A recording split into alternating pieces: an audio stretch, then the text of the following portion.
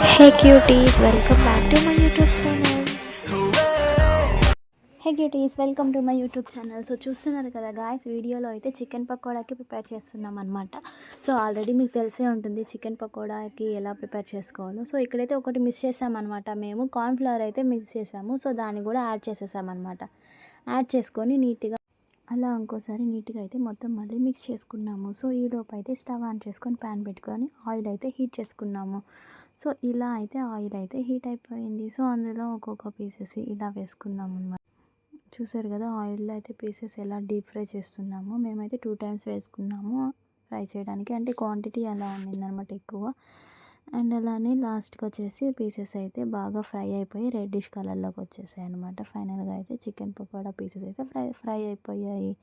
So లాస్ట్లో వచ్చేసి same ఆయిల్లో కర్రీ లీవ్స్ అండ్ మిర్చి కూడా ఫ్రై చేసుకున్నాం గార్నిష్ కోసం.